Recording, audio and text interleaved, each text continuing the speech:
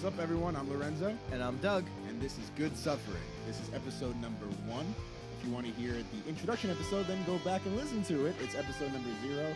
We talk a little bit more about what this whole show is about, and we kind of give some background on ourselves. But yeah, so this is episode number 1, the very first one. How do you feel about that, Doug? I'm feeling pretty good. And I just want to let the listener know that even though each episode is dedicated to a specific film, there is going to be a little bit of conversation, a little bit of horror news beforehand. Just stuff that I cherry pick out that I kind of want to talk about. Let's do it. First being that there are some, I'm going to call them artifacts. Ooh. From The Shining, because it's just so hard to get Stanley Kubrick props. Going up for auction in Italy, including the red corduroy sweater that you see Jack Nicholson wear throughout the film. But most importantly, it's the 35 millimeter film reel of a never-before-seen cut of The Shining, which, as far as I know, is a little bit rearranged. There's not much in it that you haven't seen. The only thing that is in it that hasn't been shown before is just a small scene of Wendy carrying Danny. Wow. But it's being sold. Though. That just sounds incredible. Because I don't know if you know this, but everything, all of the deleted scenes, Stanley Kubrick burned. You know what? I was going to say, I didn't know that. But editing. I was going to say something outlandish and like, oh, what? Did he like freaking burn it or something? Yeah, he burned it. Yeah. Okay. What a guy. It's being sold by Emilio D'Alessandro, who was his personal assistant for a very, very long time. Yeah. And I guess got to keep that and a few other things from all of his movies. It's a big auction of a bunch of Stanley Kubrick God bless works. Him. Yeah. But yeah, I'm hoping personally that the scene at least, or that cut of the film, anything is just shown somewhere, and it's not just some rich guy who gets it and then just keeps it for himself. I would just, the more Kubrick work that gets released, especially from that film, the better. Yeah, I think. Absolutely. That's incredible. I want to be first in line to see that. Also, Beyond Reanimator, the third in the Reanimator series, is getting a Blu-ray. Now, the entire series is going to be on Blu-ray, and it's getting the restoration it deserves. And I just feel like Reanimator is coming into its own after a lot of years of just kind of being like another horror film. Did you lend me that one? No, but it's definitely going to be part of the show because I love it. But you lent that to me once. We're going to talk about some definitely some Lovecraft stuff in the future. Also, just want to talk about Eric England, who made a movie called Contracted, which I would say is my least favorite film of all time. Okay. Yeah. He was called out by an actress who had worked with him for sexual abuse. Right. And it's always horrible to hear that. It's genuinely a social disease, I would say. But it just gives me a chance to point out to never, ever support his work. Because even regardless of that, Contracted is a film that literally is about punishing a girl for being raped at a party. Yeah, it is terrible. There's no comeuppance for the person who rapes her. It just drops all of the threads that could have at least redeemed part of the movie and just becomes worse than torture porn. You're just watching something that's so wrong. Yeah. Finally, just to end this on a piece of good news, Kane Hodder, who is the most prolific and prominent actor to portray Jason Voorhees, is going to appear at conventions dressed as the NES purple and blue Jason, and also as the Tom Savini designed Jason from the most recent Friday the 13th video game, which is really cool unto itself, but just brings a new level to this recent trend of like actors coming to cons in costume. Yeah. Which is really neat. It just kind of reminded me of did you ever see when Jason came on to the Arsenio Hall show? You should watch that. Yeah, I think I have seen that. Yeah, and he's just silent the whole time, right? The whole time, and it's a hilarious interview. That's Kane Hodder. Yeah, and that's for which one? The one that he goes to like Manhattan, like he's in New York. Yeah. What episode is that? I don't know. That's the 8th one, and he's in Manhattan for like the last half hour of it. Whatever, he's in New York. Yeah, Jason. Manhattan. He takes the only Manhattan. borough that matters.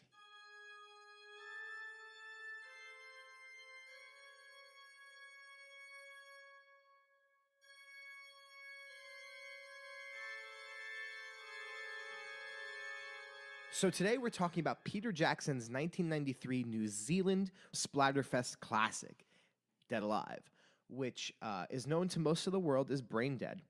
And it's one of 3 regional films that he made along with Bad Taste and Meet the Feebles before maybe not getting whisked off to Hollywood, but definitely getting the opportunity to make bigger, more commercial films. And it grew in popularity as Jackson did. and they saw his name attached to it, and they were more willing to watch a strange film with a cover of a skull coming through a woman's mouth. But since it's your first time watching it, Lorenzo, give us a little synopsis.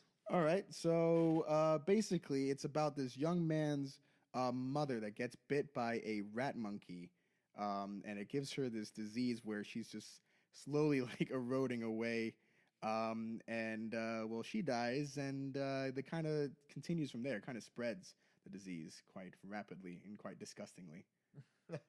Yeah, even though she's dead alive. Hey, definitely is a zombie movie, but with no constraints. There's no real rules to the film, which I think opens it up to be so cool. If it had just followed the laws of something like Dawn of the Dead, I don't think it would have been as interesting.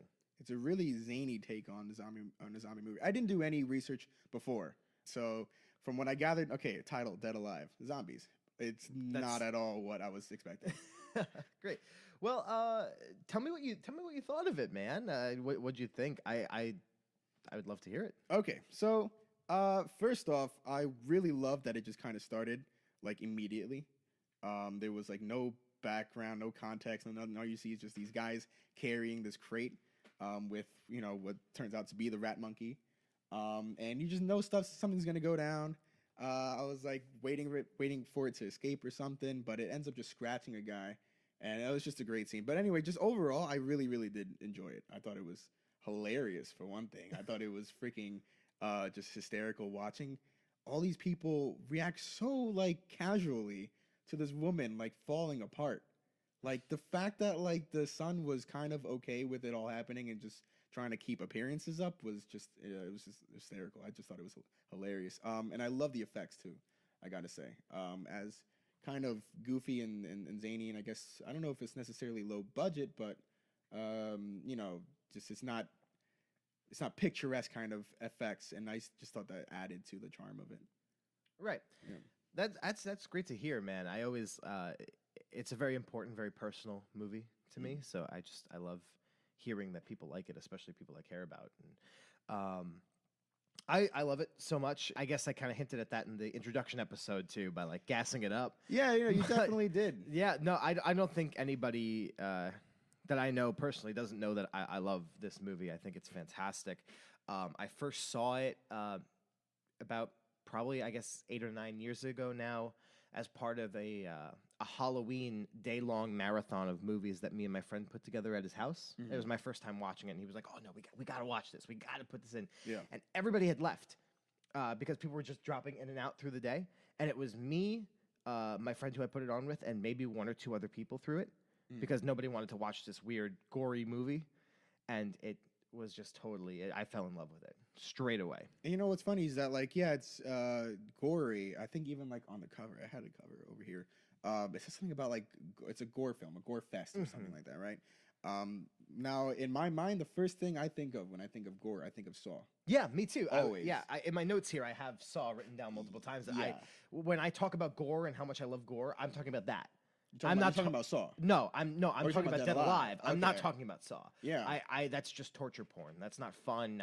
I go to the movies to look at something I can't see in the real world. So making something that's so like very realistic. Yeah, almost anatomical. Yeah. You know, it just is not fun, and that's why I love Dead Alive, is because they're able to go to that place. Yeah. But not in the way like Saw or any of its like Hostel or anything within that genre. Hostel I particularly hated. I liked Saw, honestly. I gotta admit that, but Hostel I couldn't do because that felt like even more like just really about torture porn, basically. It's literal torture porn. It's disturbing. But this was really just, I can't stress it enough. It's just fun. Like, it felt like I was watching like a really strange Power Rangers movie at one point. I just like it just had all that goofy like elements of like these people running around. Just the beginning mainly, where like these guys were running through these hills. I'm like, that looks like a scene or a location that they shot Power Rangers in or something. Or like just a Goosebumps movie. You know, it had some kind of element to it that was really just not taking itself too seriously. Over the top. Yeah, it was a lot of fun. Yeah, it's a movie I love introducing to people. I gauge their personality that way, almost. I gauge like how well we're gonna click because I love stuff that's blown out like that. So then, what do you think of me then? What about our friendship now? Oh Are we no, okay? this has definitely been reaffirmed. This is great. I wanted to specifically start with this movie to see like where I can take it. Right, if we where would I can continue take this podcast. If you're basically. open to this kind of thing, you're open to Fulci. You're open to like some really weird stuff. Yeah. So I'm excited. What was that? Demons we saw. Yeah, we saw Demons before. Now, Demons was awesome, but I think this kind of blows it out of the water. I'm not gonna lie. Yeah. Oh yeah. Absolutely. I think this is the best like over the top gory horror film ever made. But I think it's fantastic, and I think it is the pinnacle of like just effects driven horror. But I watched it last night, actually, with my girlfriend Lindsay over FaceTime. She watched it. I watched it, and seeing the joy on her face, and now hearing about you liking it now, it's just like this has been what a wild few days of just like all these important people like being able to watch this. And I know other people who are watching it for the show, and I'm just happy for this to get an audience because it's not the most obscure horror film, but it should be talked about way more than it is. Way more than it is. Because it's fantastic. I actually had my first run-in with this when we were going to see Demons, when we saw Demons at the Alamo Draft House, because they have like those clips playing before the movie, and I saw that scene and I was like, wow, that is the scene at the dinner table, right, where like super iconic. God, like there's all this like porridge pudding, whatever it is. And like there's just blood squirting into it, and they continue eating it. Her ear falls off, and like the mom's ear like falls off, and she continues eating it. And I was grossed out with the earring and all. Yeah, with the earring. And then she spits the earring back out. I was like, okay, I don't ever want to watch this movie. So then, I guess funny story here, a little backstory on this episode is that I texted you as I was watching it, and I was like, Doug, is this that movie from that disgusting dinner scene? And he was like, just have fun. Just enjoy yourself. I'm like, oh, God. Because that was disgusting. I honestly was just totally disturbed by that. But, for the context of the rest of the film, like just getting to see all the stuff around it and before it, I wasn't so disgusted as much. I was just kind of really enjoying it. Yeah.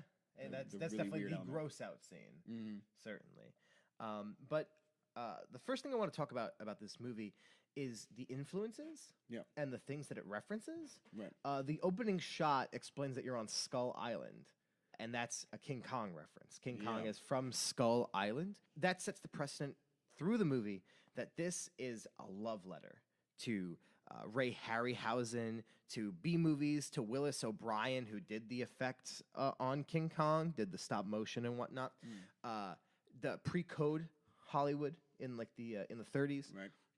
This is absolutely like this is a modern effects marvel. Like this is one of the last great practical effects only films, but it is also a love letter to movies that were made 60, almost 70 years before it. A lot of people think that this is this entirely new idea, but it's not really. It is really a representation of films that were made a very, very long time ago. It came out what year exactly? It was 93? 93. Yeah, I think it was maybe 92 in New Zealand itself.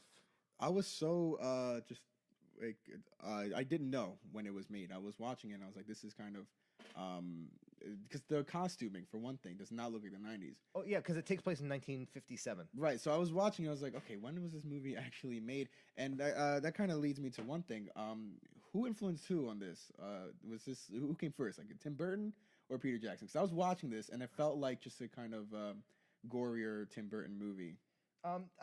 There might be a Tim Burton element to it, definitely. I think Peter Jackson, just like from listening to interviews with him, I definitely think he's very aware of films. I think he's very aware of new films and old films. So I could definitely imagine that Tim Burton might be an influence. I wrote down here in my notes that Dead Alive is equal parts Dawn of the Dead and Reanimator.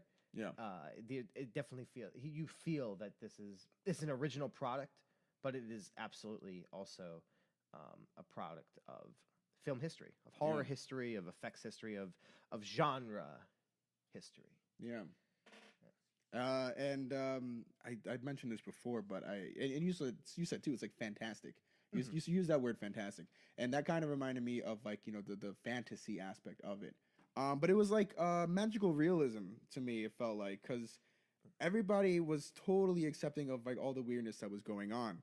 At least at the very least nobody was questioning that this lady's like face like at the dinner scene like everyone saw what was happening except for the guy like eating it.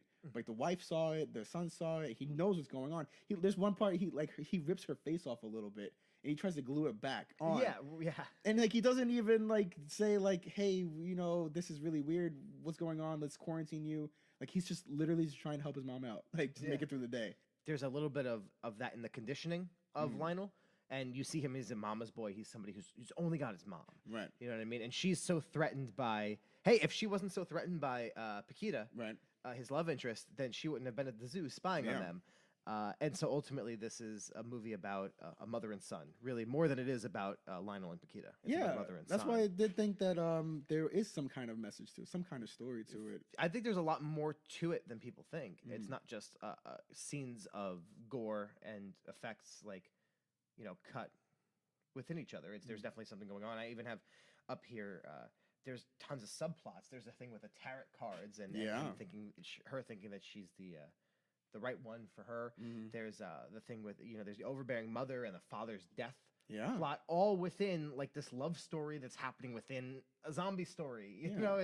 There's a lot of layers to this thing. Yeah, it's not much like plot wise, but there's just a lot of elements that play a part into the actual like overall story of it. Yeah, absolutely. There's definitely and it gives a movie that's really supposed to be taken at face value some resolve. It gives it you are satisfied, and that's a hard thing to achieve when you're not doing much with the plot or the characters. You know what I mean? The only person who really makes a transformation is Lionel. Lionel is the only one who really actually changes. At least emotionally. I mean, the mom changes a lot. Yeah, I was gonna the mom I don't think the mom's physically the same person. She physically changes a lot, and that our whole party changes too. Like when the uncle comes around, man, I knew he was bad news. I knew it. Yeah, and then of course. the party comes up, and I'm like, this is not good. And he starts locking these people up in like the. Well, first of all, before the party, he locks like his mom in that basement, and like there's just other people being locked up in there. Like he's just kind of adding on to like this whole mom-son thing, but it expands. Like he just has like that whole responsibility on his shoulders, and he's just literally trying to keep everything stuck together. Even after his mom dies, he's just trying to cover up his mom's shit. Yeah, that's really what it's about. It's him covering up his mom's shit. His mom funeral scene. Yeah, too, there's the funeral scene. There's the scene after she's buried, and like those like greaser dudes come. Right, yeah, and she infects them too, and then they in turn infect the priest. She infects the nurse. That's the best part of the movie. He's my favorite character. I kick ass for the Lord. Yes, that was so awesome. And then he's having sex with a nurse. Yeah, and she has a freaking baby. What? Yeah. Oh man. And that's like, I guess that's the closest that the movie gets to the poster is the baby ripping through the one girl, the girl with the thick rimmed glasses, her face. Right. That's the closest that we get to like the actual poster, which is kind of misleading as to what's in the movie. Yeah. I mean, there was that other part where like somebody's hand goes through like punches through. Yeah, that was pretty cool too. Really cool effects. I just like as much as it looks kind of, I guess, dated in a way, or maybe not dated. It's just cartoonish. Yeah, it's absolutely. It still looks so freaking cool. Like when the guy gets his face ripped off. Yeah. Or he gets his like the whole bottom half ripped off and he's just bones, like bloody bones. Oh my god! Well, yeah. It's just like his legs and I really did like the subtle things a lot more, like from the beginning, right? When it's just about the mom. But then when it turns into like all out mayhem, like it's still just it's really over the top. I don't know how else to put it. You imagine the entire end of the movie as one scene. Like the party scene is a scene, right? But even after his mom dies, he's just trying to cover up his mom's shit. Yeah, that's really what it's about. It's him covering up his mom's shit. His funeral scene. Yeah, there's the funeral scene. There's the scene. It's really interesting how much they pack in that first hour. All the information that you need is in that first hour, and then the rest of the movie is just resolved. You get finally like the big zombie moment. You get the moment of clarity between Lionel and Paquita. You get him standing up to his mother. You get the realization of what my mother did to my dad. Yeah. There's so much that happens in like what ultimately winds up being just one scene. Really. Yeah. So That whole bathtub thing too, that really threw me off. Like just Yeah. like that revealing scene and all that. yeah, and it's peppered through the movie. Yeah, I was wondering. I was trying to piece it together myself. Yeah, it's- It really was so far off. So with the dog, right? I knew something was going to happen there.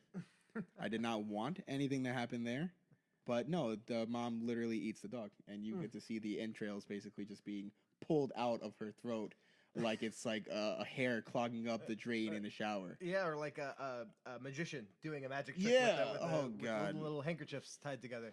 I think in Spain the tagline of the movie was "Your mother ate my dog," which is Paquita's line. Right, in yeah, there, That too, like how I don't know. I really wanted these characters to like just acknowledge that this is not normal. Like obviously they know she's not supposed to be doing this, but it's more of like, oh, you look at your mom. Your mom ate my she's dog. sick. Like it's a Like normal like it's a thing. flu or something. Right. Jeez. Right. There's a lot to this movie I like. Other than the effects, I think this movie is I think the most remarkable aspect is the effects, but there's a lot to it. I love the camera work. That it almost reminds me of the camera work in Evil Dead. It's just like super obnoxious, like all these close-up shots, and they're really tight, and they're really like it's all reactionary. But even just like the characters, like I'm like Paquita being just so forward about how she likes Lionel. Yeah. And I see myself in that mama's boy. And I love the mom, like the actress. Yeah. Yeah. Incredible. Yeah, fantastic. Even like that's her through the whole thing. Even I think probably under a lot of that makeup too until it gets super heavy. Yeah, I was wondering at what point, like, was there somebody in there that's like a stunt man or something? But even then, just like her performance, like it's just so unnerving. Yeah. She's really, really creepy. That actress Yeah. is just top notch. And none of these actors like did much besides this. I think actually, whoever portrayed Paquita, this might be her only English language role. If it's Oh, wow. not, then it's one of a very small few. Yeah. Um, And the guy, Lionel. yeah, Right. Timothy something. So the whole time I was trying to figure out who the heck he looks like because it was really bothering me. And he was freaking me out. But at first I was like, okay, he looks like a mix of Iggy Pop and David Tennant. Like that doesn't it's not a mix that goes That's well. a strange mix. Right. And that's what but then I really, really thought about it. I dug deep and I was like, no, he looks like Todd from Wedding Crashers.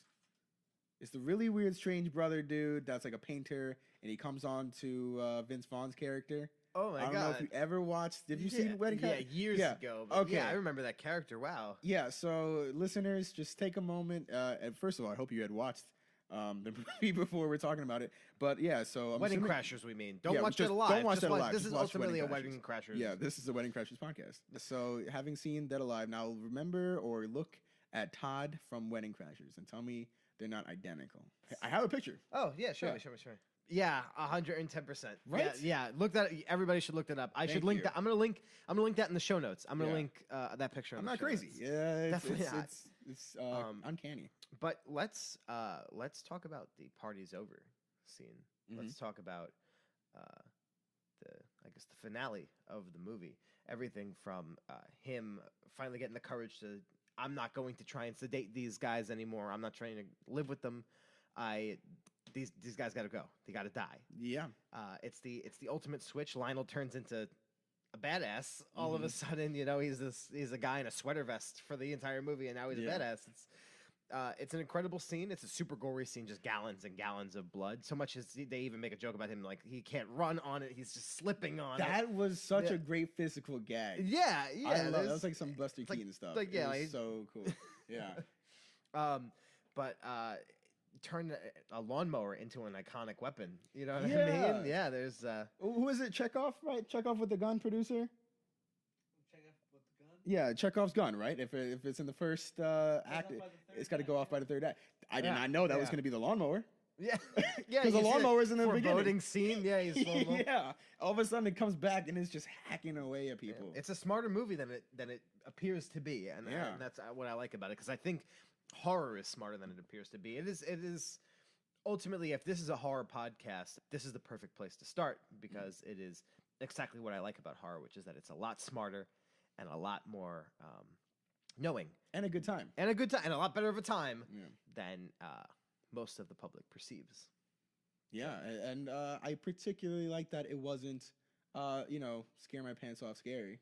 Thank Fair, you for yeah. like this nice touch of a movie. Anybody who wants to watch something over the top can watch it. It's not Yeah. frightening. No, yeah, and it's like, and like we keep going back to the effects because like I mean you can't help it. It's amazing.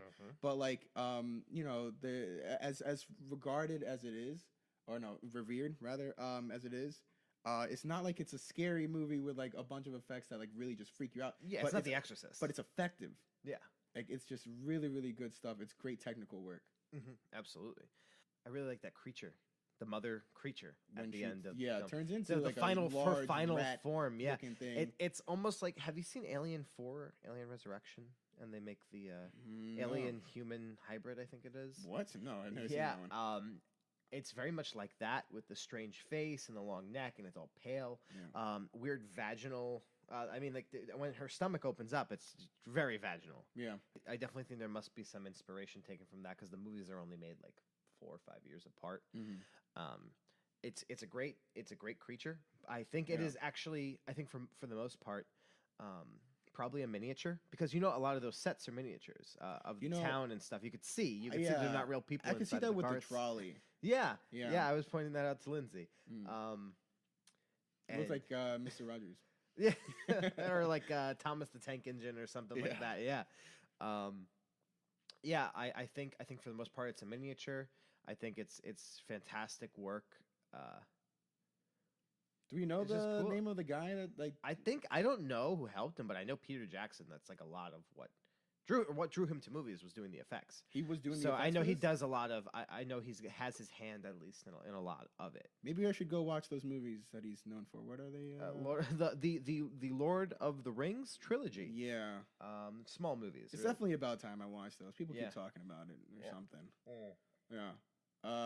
No, I mean, if anything, I gotta say no. This really did turn me into like a huge Peter Jackson fan, just for this movie alone. I mean, King Kong, 3 hours long, whatever. It's a good movie. It's really It's fine. nice and pretty and all that. But Andy Serkis is a big gorilla. Like yeah, and what's not to love about that? right. But this is more evidence to me. I've seen scenes of Lord of the Rings, right? I've seen a big chunks of it when they used to play on TNT like all the time. But that never really stirred anything in me. This did. Yep. This was just like a great film. Well, if you like this, I highly recommend Bad Taste, which is his first film. It's like an alien invasion movie, but not really. You don't see UFOs, you don't see little green people, but it is a alien movie. Yeah. How this is a zombie movie, but it's not really. Yeah, there's always subverting, and then Meet the Feebles, which is just like I don't even want to say anything about it. It's off the Meet the walls. Feebles. It's a lot of puppets. Okay. There's a lot of puppets. Yeah. If you like the Big Mom at Yeah. the end of the movie, you're gonna like Meet the Feebles, and that's not just a recommendation for you. That is a recommendation for everybody listening. Like, absolutely, like Peter Jackson definitely gets his due. Like, I mean, he's an Academy Award-winning director, but the movies that are really great of his, they don't get talked about. The Frighteners is also a great one with Michael J. Fox. Oh my dude, Yeah, he's that's my guy. yeah. There's definitely a lot to be loved by Peter Jackson prior to him becoming ultra famous. I'm gonna be a total hipster and not ever watch. Now I feel more vindicated. Never watching The Hobbit, never watching Lord of the Rings, just watching everything else by Peter Jackson. Fair. Yeah. Fair. Hey. I'm gonna be that guy. Well, I think this is as good a place as any to end it. Yeah. I mean, I don't know. Any other final thoughts? Yeah. You first. Do you have anything? Watch this movie if you haven't. If you're listening to this, you should absolutely you should watch this. I think this has been the movie that I've championed for years and years. I've championed this as the movie that everybody should see. Yeah. This is horror as I like it. This is horror as it's a rare treat. It's I think some people call this kind of thing rad horror because it's not meant to scare you. It's not meant to it's not the type of movie where girls are gonna like it's not like Friday the 13th where it's like the 16-year-olds are gonna bring their girlfriends to the movie theaters and then they're gonna oh my god I'm so scared and they're gonna hold them and then it's like oh don't worry babe and then guys get lucky because they brought their girlfriends to a horror movie. I tried that out. Yeah. Yeah, I was the one scared.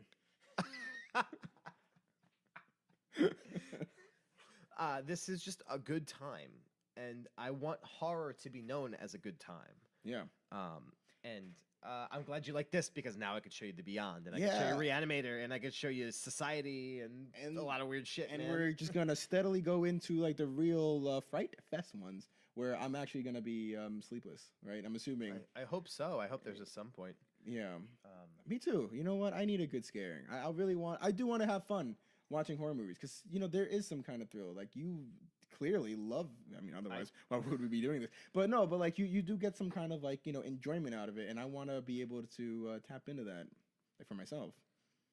And there was one thing. I don't know if we can really wrap it up this because this might be a big topic, but I wanted, I guess, maybe like a brief thing, maybe about how often there are mommy issues, not daddy issues, mommy issues in horror movies, and that's kind of a big part of this movie.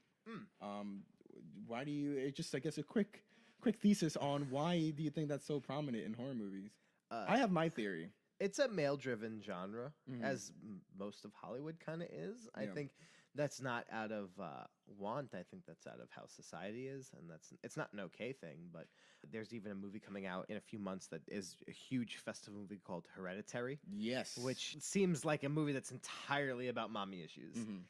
But you look at the perspectives of men like to blame women, and also mommy issues are also kind of a real thing. I definitely suffer from a little bit of like my own feeling of like an overbearing mother.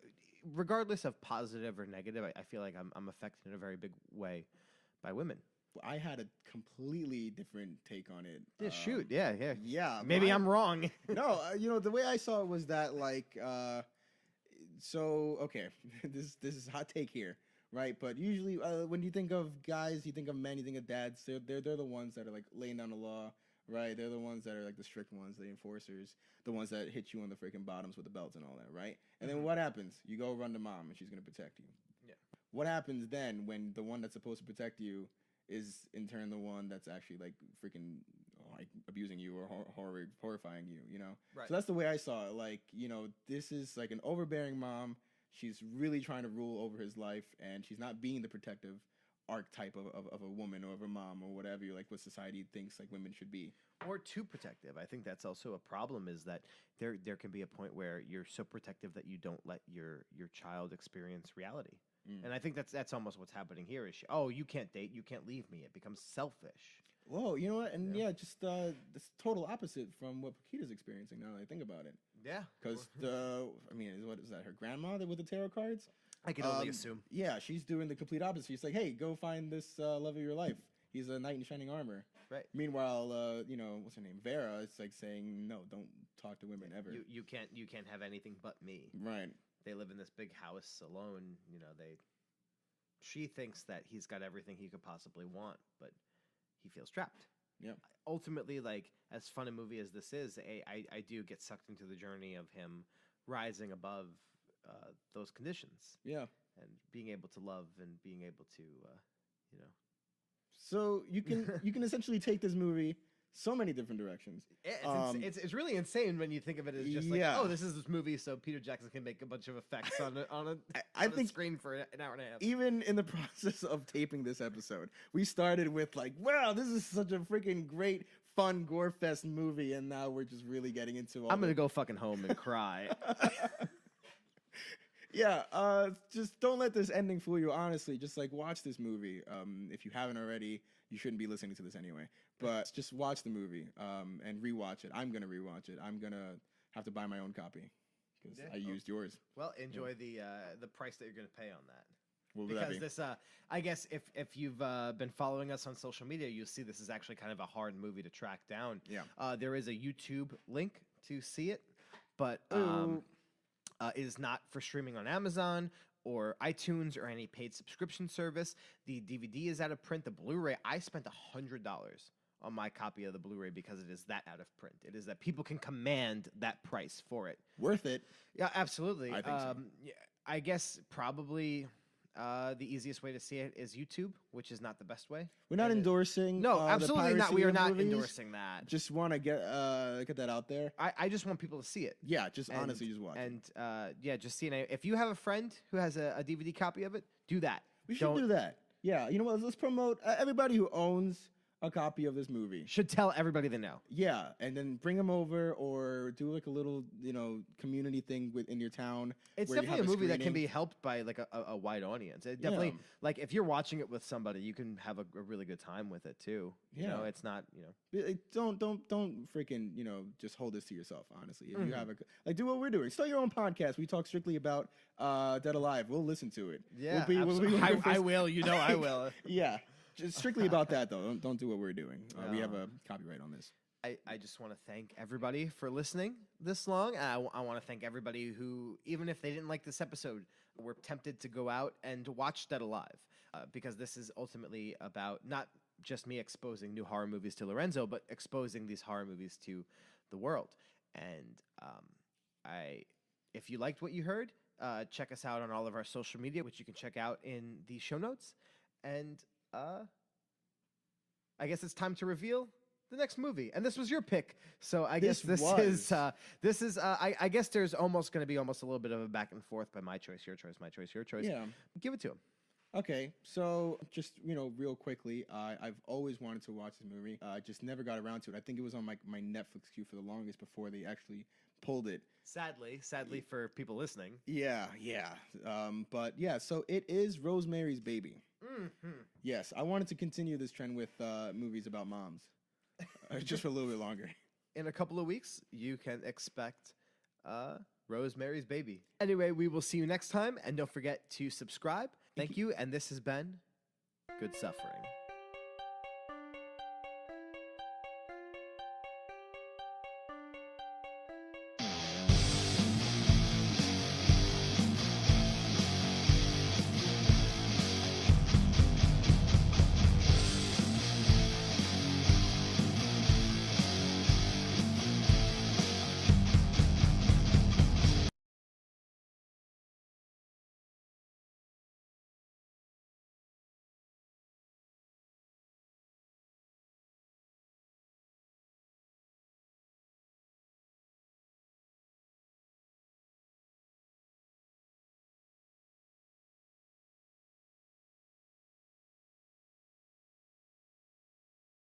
Tune, would you stand up and walk out on me?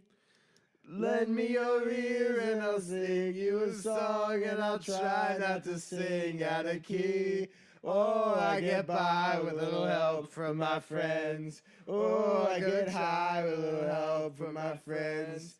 Gonna try a little help from my friends. Do you need anybody?